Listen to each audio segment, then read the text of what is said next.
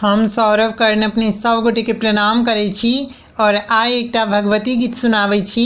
एहि गीतक रचनाकार आदरणीय श्री मणिकांत झा जी छथिन। बहुत बहुत आभार उनका, धन्यवाद। मिथिला के प्रांगण में सब घर आंगन में आइब गेली दुर्गा महान। सब मिली मैया के करियौन प्रणाम। सब मिली मैया के करियौन प्रणाम। मिथिला के प्रांगण में सब घर आंगन में आइब गेली दुर्गा महान। सब मिली मैया के करियौन प्रणाम। सब मिली मैया के करियौन प्रणाम।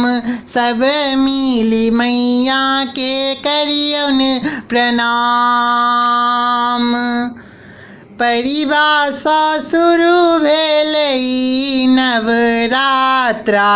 दशमी दिन हेतैन माता के यात्रा। परिभाषा शुरू भेल नवरात्रा। दशमी दिन हेतैन माता के यात्रा। 10 दिन पूजा विधान। 10 दिन पूजा विधान।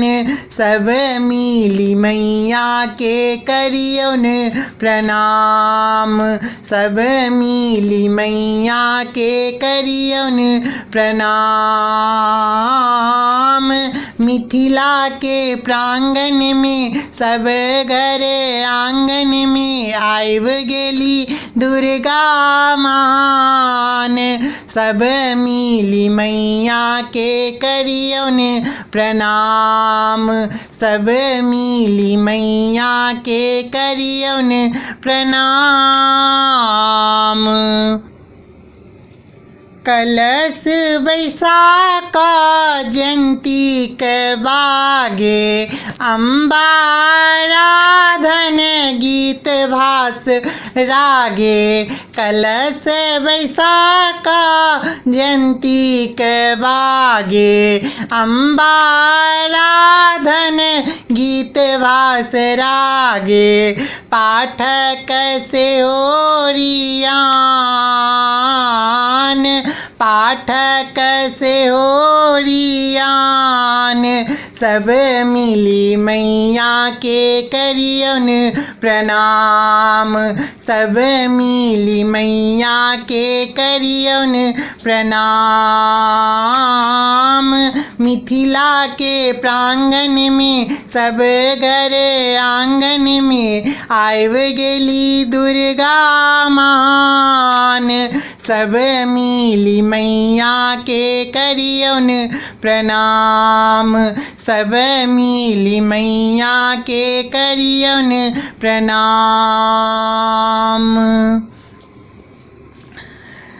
षष्ठी मैया लेल बेल नौतायल। सप्तमी माता के नैना जुड़ायल। षष्ठी मैया लेल बेल नौतायल। सप्तमी माता के नैना जुड़ायल। निशा पूजा अष्टमी के मान। निशा पूजा अष्टमी के मान।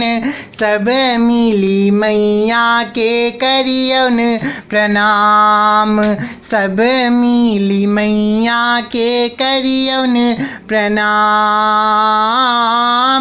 मिथिला के प्रांगण में सब घर आंगन में आइब गेली दुर्गा महान। सब मिली मैया के करियौन प्रणाम। सब मिली मैया के करियौन प्रणाम। गाम गाम नवमी के लागल मेला। कबूलल जे छागर से हो चढ़ेला गाम गाम नवमी के लागल मेला कबूलल जे छागर से हो चढ़ेला मणिकांतक वेल दिया मान मणिकांतक वेल दिया मान सब मिली मैया के करियन प्रणाम सब मिली मैया के करियन प्रणाम मिथिला के प्रांगण में सब घर आंगन में आइब गेली दुर्गा महान सब मिली मैया के करियन प्रणाम सब मिली मैया के करियन प्रणाम मिथिला के प्रांगण में सब घर आंगन में आइब गेली दुर्गा महान सब मिली मैया के करियन प्रणाम सब मिली मैया के करियन प्रणाम सब मिली मैया के करियन प्रणाम। धन्यवाद।